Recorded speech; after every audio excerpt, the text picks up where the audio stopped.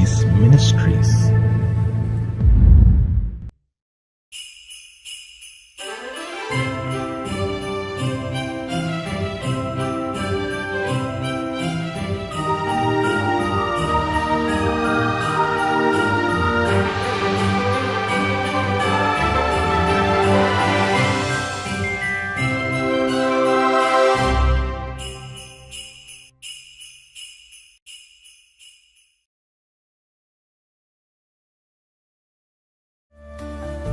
நன்மையான எந்த ஈவும் பூரணமான எந்த வரமும் பரத்திலிருந்து உண்டாகி ஜோதிகளின் பிதாவினிடத்திலிருந்து இறங்கி வருகிறது.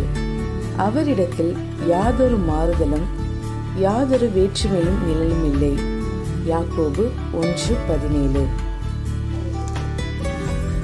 Every good gift and every perfect gift is from above and cometh down from the Father of lights, with whom is no variableness, neither shadow of turning. James 1:17. கர்த்தருடைய பரிசுத்த நாமம் மகிமைப்படுவதாக. மகிழ்ச்சிகரமான கடைசி மாதத்தில் God Who Sees Ministry சார்பாக உங்களை சந்திப்பதில் பெரும் மகிழ்ச்சி அடைகிறேன். இந்த ஆண்டு முழுவதும் தேவனாகிய கர்த்தர் நம்மையும் நம் குடும்பத்தையும் கிருபையால் தாங்கி நடத்தியிருக்கிறார். நம்முடைய போக்கிலும் வரத்திலும் நம்முடைய பிரயாணங்களிலும் கர்த்தர் நமக்கு துணையாயிருந்தது மாத்திரமல்ல, நம்முடைய பலவீனங்களிலே தம்முடைய வார்த்தையை அனுப்பி பலப்படுத்தியிருக்கிறார். நாம் அநேக நேரங்களிலே சோர்ந்து போய் இருந்த போதும் கர்த்தர் தம்முடைய வார்த்தையினாலே நம்மை தேற்றினார், நம்மை பலப்படுத்தினார். தேவனாகிய கர்த்தர் நம்மோடு கூட இருக்கிறார் என்பதை இதன் மூலம் அநேக நேரங்களிலே நம்மை உணர வைத்திருக்கிறார். விசேஷமாக இந்த கடைசி மாதத்திலே தேவனாகிய கர்த்தர் நிறைவான ஆசீர்வாதங்களால் நிரப்பி நம்மை ஆசீர்வதிப்பார் என்று நம்புகிறேன். கர்த்தருடைய வார்த்தையை கேளுங்கள், நம்புங்கள். கர்த்தருடைய வார்த்தை உங்கள் நடுவிலே பெரிய காரியங்களை செய்யும். தேவனிடத்திலிருந்து ஆசீர்வாதங்களை காத்திருந்து பெற்றுக்கொள்வோம். தேவனாகிய கர்த்தர் நிச்சயம் உங்களையும் உங்கள் குடும்பங்களையும் ஆசீர்வதிப்பாராக. ஆமேன்.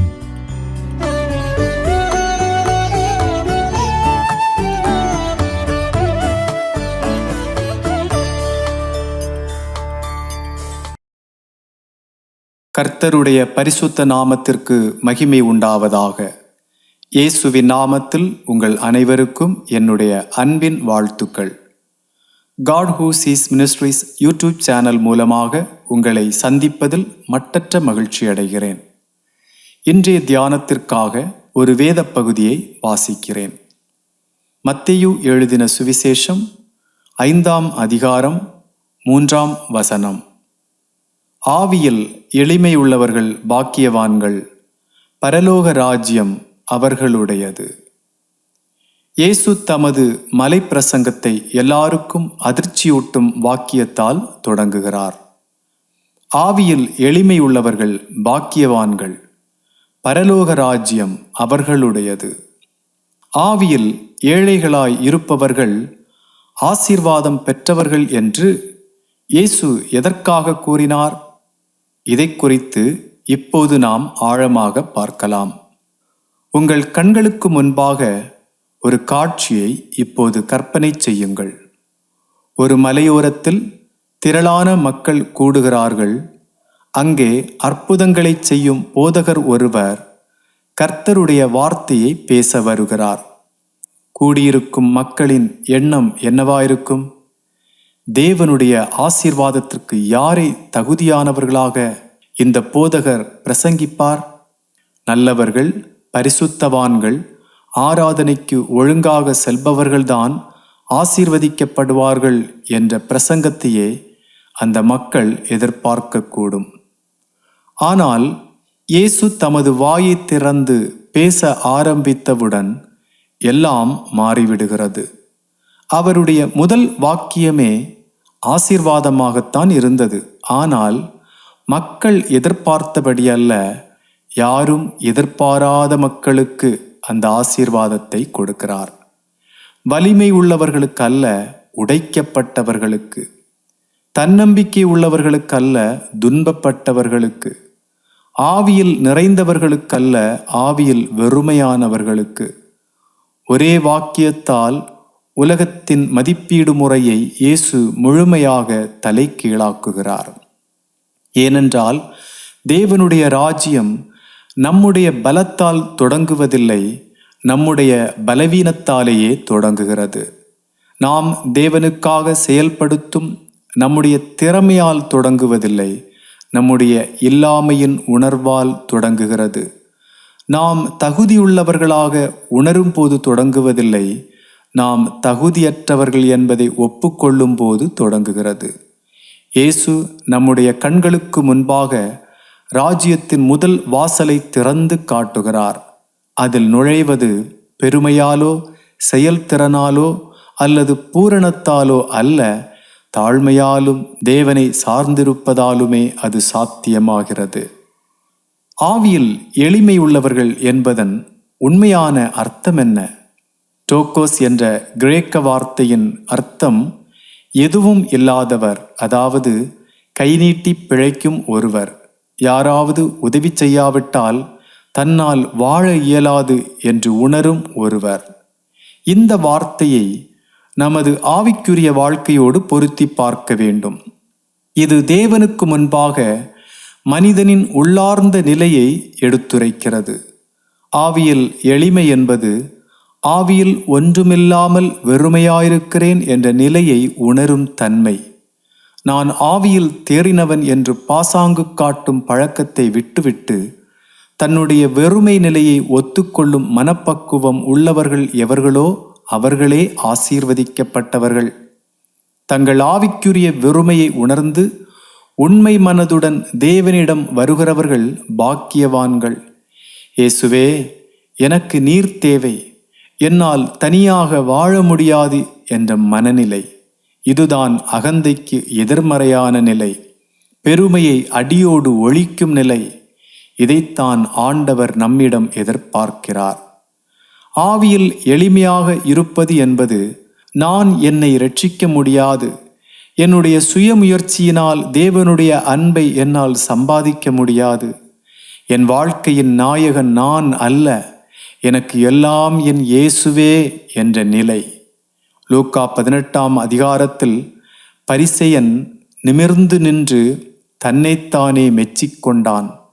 ஆனால் ஆயக்காரனோ தன்னுடைய இயலாமையை நினைத்து மார்பில் அடித்து கொண்டு, தேவனே, பாவியாகிய என்மேல் கிருபையாயிரும் என்று கதறினான். பரிசேயன் அல்ல, ஆயக்காரனே நீதிமானாக்கப்பட்டான். தங்களை மேன்மையானவர்கள் என்று எண்ணிக்கொள்ளாமல் வெறுமையானவர்கள் என்று யாரெல்லாம் எண்ணுகிறார்களோ அவர்களுக்கே பரலோகம் திறந்திருக்கிறது என்று இயேசு இங்கே குறிப்பிடுகிறார். பலவீனமாக, உடைக்கப்பட்டவர்களாக, தகுதியற்றவர்களாக உணர்கிறவர்களை இயேசு ஏன் ஆசீர்வதிக்கப்பட்டவர்கள் என்று குறிப்பிடுகிறார் தெரியுமா? ஏனெனில் தேவனுடைய ராஜ்யத்தில் வெறுமை என்பது குறைபாடல்ல, தேவன் காலியானவற்றைத்தான் நிரப்புகிறார். நம்முடைய மனம் அகந்தையால் நிரம்பியிருந்தால் தேவன் அங்கு செயல்பட இடமே இல்லை. ஆனால் வெறுமையாக இருக்கும் பாத்திரத்தில் தேவன் தம்மையே நிரப்புகிறார். தாழ்மையுள்ளவன் எவனோ அவனையே அவர் உயர்த்துகிறார்.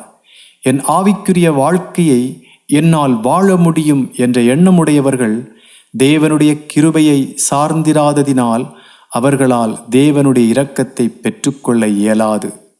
எனக்கு எந்த ஒரு பிரச்சனையும் இல்லை, நான் நன்றாகத்தான் இருக்கிறேன் என்று சொல்லும் ஒரு நோயாளிக்கு மருத்துவரால் எந்த உதவியும் செய்ய முடியாது. அதேபோல் ஆவிக்குரிய வாழ்க்கையிலும் தன் இயலாமையை, வெறுமையை மறைத்து வாழும் மனிதர்களுக்கு தேவன் உதவி செய்ய முடியாது. ஆகவே தான் வேதம் சொல்லுகிறது, தேவன் பெருமை உள்ளவனுக்கு எதிர்த்து நிற்கிறார், தாழ்மை உள்ளவனுக்கோ கிருபை அளிக்கிறார். சுயத்தை சார்ந்திராமல் தேவனில் நம்பிக்கை வைக்கிற அனைவரும் தேவனுடைய இரக்கத்தை பெற்றுக்கொள்ள முடியும்.